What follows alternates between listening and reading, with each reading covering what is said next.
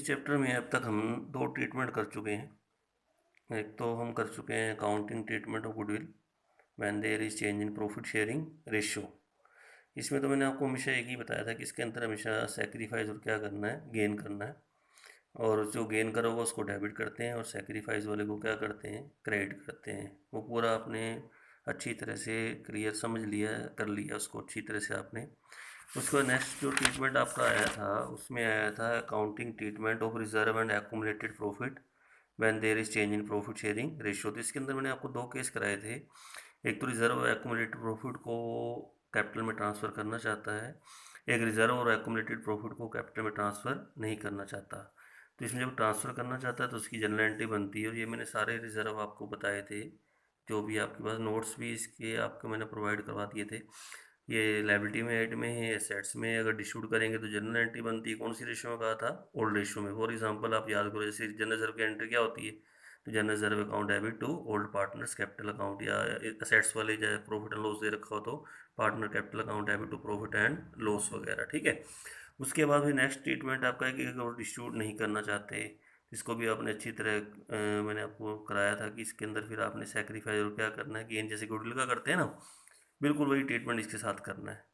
तो सेक्रीफाइस करेगा तो क्रेडिट कर देंगे, गेन वाले को क्या कर देंगे, डेबिट कर देंगे। उस केस में जो रिजर्व वगैरह है या प्रॉफिट एंड लॉस वगैरह है वो बैलेंस शीट में एज इट बना रहता है, उसको हम कहीं नहीं डाल, ठीक है, उसको वहाँ से हटाना नहीं है, कम नहीं करना। ठीक है। अब उसके बाद नेक्स्ट ट्रीटमेंट जो आपका लास्ट अब शुरू कर रहा हूँ, बहुत ही इंपॉर्टेंट टॉपिक है और बहुत इंपॉर्टेंट है, आपका इस चैप्टर में भी काम आना है। नेक्स्ट चैप्टर आपका होगा admission of a partner, next इससे रिटायरमेंट है, डेथ है, उसमें सब में काम आएगा।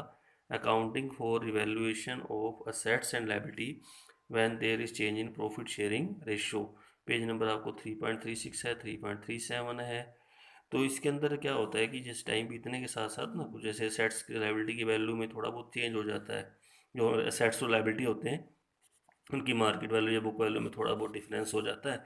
तो जब रेशियो में चेंज होने से पहले वो चाहते हैं कि चलो इनका भी एक बार, पार्टनर कहते हैं कि इनकी भी एडजस्टमेंट कर ली जाए।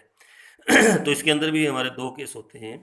एक तो रिवाइज वैल्यू को रिकॉर्ड करना चाहते हैं बुक्स में, एक रिवाइज वैल्यू को बुक्स में रिकॉर्ड नहीं करना चाहते। चलिए पहला केस करते हैं कि अगर वो रिवाइज वैल्यू को बुक्स में रिकॉर्ड करना चाहते हैं, दोबारा बोल रहा हूँ, when revise value are to be recorded in the books, यानी वो सेट्स और लायबिलिटी जो वैल्यू में चेंज हुआ है ना, वो चेंज वैल्यू पे शो करना चाहते हैं। और दूसरा केस है कि अगर रिवाइज वैल्यू को बुक्स में are not to be recorded in the books में दिखाना नहीं चाहते, शो नहीं करना चाहते। रिकॉर्ड वैल्यू, रिवाइज वैल्यू मतलब क्या, जैसे मान लो बिल्डिंग की वैल्यू ज़्यादा हो गई तो ज़्यादा वैल्यू पे शो करेंगे, यानी रिवाइज वैल्यू को रिकॉर्ड कर रहे हैं। या स्टॉक की वैल्यू कम हो गई या फर्नीचर की वैल्यू डेप्रिशिएट हो गई, तो ये कम ज़्यादा करके दिखाना, उसको बोलते हैं रिवाइज वैल्यू को बुक्स में क्या करना, रिकॉर्ड करना। तो उसके अंदर बहुत हमारा एक इंपॉर्टेंट अकाउंट बनता है, पर इसी केस को कर रहा हूँ। When revise value are to be recorded in the books. तो उसमें फर्स्ट केस है कि अगर रिवाइज वैल्यू को बुक्स में रिकॉर्ड करना चाहते हैं, पेज नंबर आपका 3.38 पेज पे है। उसमें एक अकाउंट बनता है, कौन सा अकाउंट है आपका, रिवैल्यूएशन अकाउंट। इसके बारे में हम थोड़ा सा पहले भी एंट्री में भी आया था बीच में, और वहाँ मैंने कहा था मैं आगे पूरा अच्छी तरह आपको कराऊंगा, और मैं आपको आज को करा रहा हूँ। तो ये रिवैल्यूएशन अकाउंट है, जो ये डेबिट साइड है आपकी, ये डेबिट साइड लिख देते हैं, ये आपकी क्रेडिट साइड है, इसको क्रेडिट साइड कर देते हैं। ठीक है।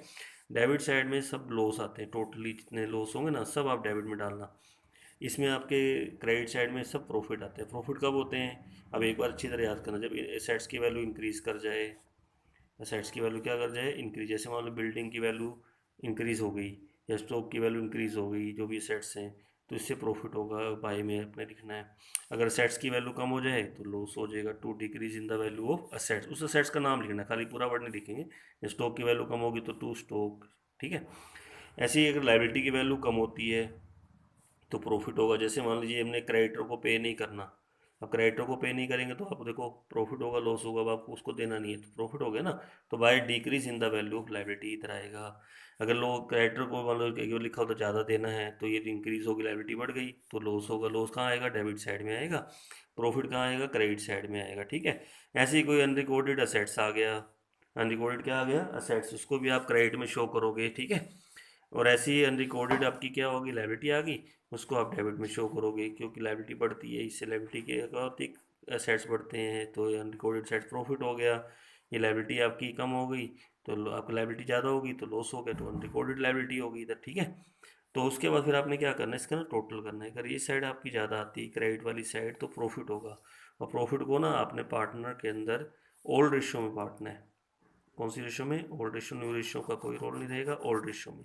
अगर ये वाली साइड ज़्यादा होती है डेबिट वाली साइड, तो लॉस हो जाएगा। जैसे आप प्लस वन में नहीं करते थे, gross loss, gross net loss निकालते थे, वैसे निकालना है, ये ऐड करके इसमें से लेस करके, तो लॉस आएगा। अगर ये साइड इंक्रीज करेगा तो प्रॉफिट आएगा, और उसको आपने पार्टनर के अंदर डिवीजन करना, बांटना है। कौन से रेशियो में बांटेंगे हम इसको? ओल्ड रेशियो में आप इसको बांटना। तो दोबारा कि accounting treatment, accounting for revaluation of assets and liability when there is change in profit sharing ratio, कि रिवाइज वैल्यू को बुक्स में रिकॉर्ड करना चाहते हैं। रिवाइज वैल्यू रिकॉर्ड करने के मतलब जो असेट्स और लायबिलिटी की वैल्यू में चेंज हुआ है ना, उसको चेंज वैल्यू पे दिखाना चाहते हैं। दूसरा, व्हेन रिवाइज वैल्यू को रिकॉर्ड नहीं करना चाहते, तो पहले क्या शुरू कर रहा हूँ कि रिवाइज वैल्यू को रिकॉर्ड करेंगे। कौन सा अकाउंट बनता है? रिवैल्यूएशन अकाउंट बनता है।